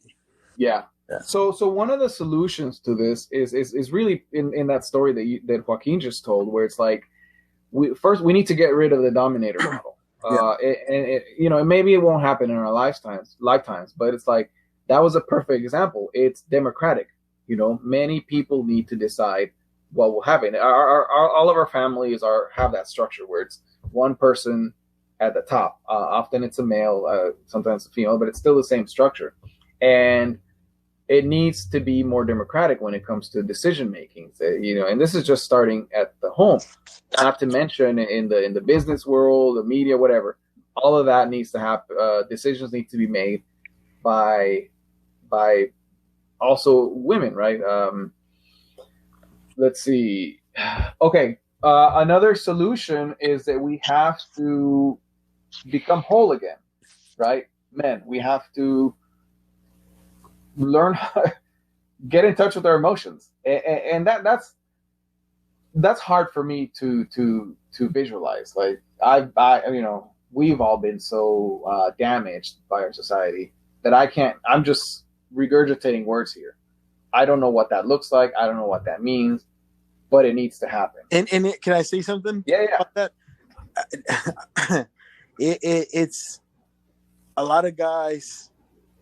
I feel it's important to, yes, get in touch with your emotions, but not just like with a specific, like a lot of people, especially dudes, I can, they can hear that and they might think, just like find like a little group, or whatever, or like a woman friend that you can cry with or whatever, someone you can release all that with and be vulnerable. I think the solution to that is where you can come as guys, as your regular crew, and do it with them and normalize it, dude. Normalize it amongst each other, because then you're gonna be living a double life, and right, which we already are, right? But you're not. That's not healthy. I don't think that's a healthy way. A lot of people are probably gonna use that as a solution, Mm-hmm.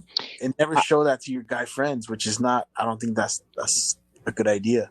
Sorry, go ahead. I would say that more than anything, displays of like sadness are often grief, specifically grief.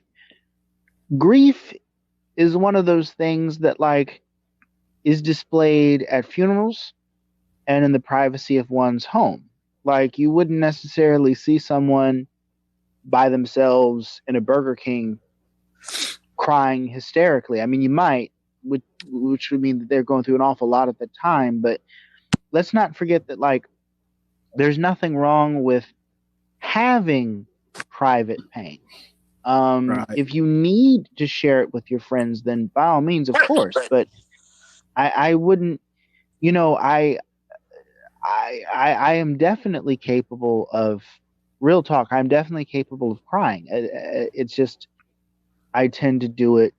I tend to do it by myself. You know what I mean? Like unless I'm in what I would consider to be a social acceptable situation to cry in public, like a funeral or a wake, then I am not ashamed to shed some tears.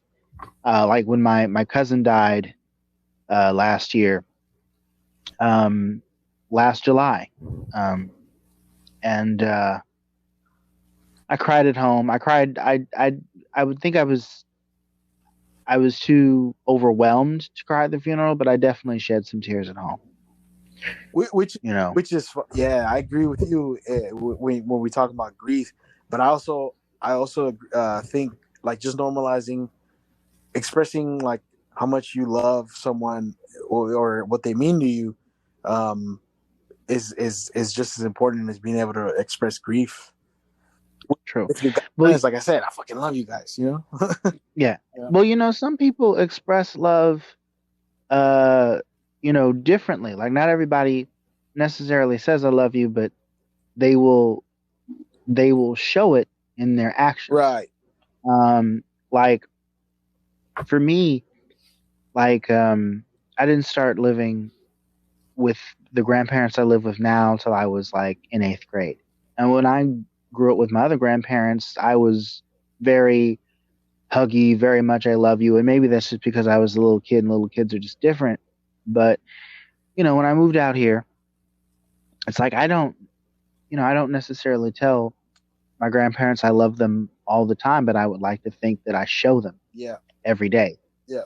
Like when I get up and I make breakfast for them and I make sure that my grandmother washes her hands and, I clean the rooms, the kitchen, make sure that their beds are made up and all that stuff. Like I would hope that they know. You know what I mean? No, I see what you're saying, but it should be allowed to express it if you wanted to. You know what I'm saying? Like, if you were to express it, I'm not saying us here because it's different, but as a guy, sometimes if you were to just tell someone if you wanted to express it for whatever reason, I mean, you can show it, yeah, but some people might, oh, what's wrong with this guy? Mm-hmm. That's like the common reaction to that expression of that. Yeah, I agree with you. Showing it is way more important than just saying it. But I'm not saying there's anything wrong with. I think it just depends on the kind of relationship that you have, as far as to whether or not you're comfortable saying it. Like, but there's definitely people that I have in my life that I don't say it to very often, but I definitely do love. But on the flip side of that, like I'll call my step grandfather, the one that raised me, and like I tell him I love him all the. We don't get off the phone until we tell each other we love each other. Mm-hmm. You know what I mean? Like my goddaughter, hears it from me all the time. She'll reach out and we'll talk for a while, and I'm like, all right, well, I love you. She's like, I love you too. All right, bye. And it's so but it doesn't mean. But if I don't say that if I've never said that I loved you, it doesn't mean that I don't. If that makes any sense. That makes perfect sense. Yeah, I agree. The first handful of times that I told my daughter I love you, I was so uncomfortable. and her and Alexa's mom are very affectionate, and she was a baby, so it was just very natural for her to say it. And I was just saying it to say it. I mean, of course I love her, but I just wasn't used to saying it. I was so uncomfortable saying it. Man, I'll never forget. Well, you remember the first time you told your daughter that you loved her?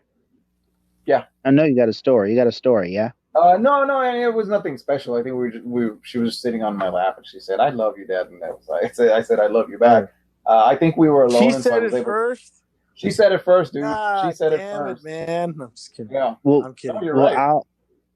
I'll tell you mine. My great grandmother had just passed, actually, like that. I think it was like a week before, and school was starting up, and I had taken my godchild was like 5 at the time, and maybe 6. I think we're about to we're cut gonna. out, so let's. I think you should be able to finish the story. So I had taken her to this carnival that shows up around Richmond every year, back to school, to get her like a backpack and stuff. And I was dropping her off at her apartment, and she was trying to get me to stay. And I said, no. We just had a family loss. I need to go home and be with my folks. I need to go home and be with my grandparents. She wasn't very happy about it, but eventually, after another adult, it was just like, yo, you got to let him go. You got to be there with his family, let him grieve. I was leaving. I was on my way out. She went to her window, and she opened the window a little bit, and she just, through immense tears, said, "I love you, Goddad." And I looked up, and I was just so. If anybody ever had a heart that melted, that was me right there. And I said, "I love you too, kiddo. I'll see you soon." Yeah. And I think I teared up a little bit. Yeah. So I think teared up a little. I think we're it's about to cut out in about a minute. So I guess let's just let's end it. Your takeaway smoothly. from this, Gaspar, since you took lead in this story. No, I'm not very good at it. So I think usually Phil does the. No, I'm talking about like the overall, like what. Okay, yeah. So men, we need to learn to feel other than anger. We need to learn to love other than sex, and we need to learn to be loved. That's one that's hard for me. Where it's we need to. I think we all feel. I think we need to learn how to fucking properly distribute externally the things that we feel, because it's unhealthy to pretend as if we're not affected by things that have been affecting people for centuries. Yeah. Just because we want to impress, and I think it's important as dudes to be able to call each other out on this bullshit, That one's really important. Which is the hardest one if you think about it, because I was like, as soon as you do anything against the grain, like, oh, you're just trying to fucking get laid, or you're just trying to whatever, The word right now, the Zoomers are saying simp. They'll call you a simp. Simp, which is a lot of those dudes. But a lot of the people that are using that whole simp shit are people who haven't even had a relationship yet. So it's like, okay, get the fuck out of here. Wait till you get chewed out in a relationship emotionally, and then get the fuck out of here. I'm gonna say one name that I think defines healthy masculinity, and that is Mr. Rogers. Yes. Oh, absolutely. If you want, couldn't end this episode without mentioning Mr. Rogers. Say a quote from Mr. Rogers, will you? 15 seconds. Any quote from Mr. It's Rogers? a beautiful day in the neighborhood, everybody. Don't be a jerk. That's the main pieces. Goodbye, everybody. Hug yourselves. And I love you all, you fucking listeners. No homo. No.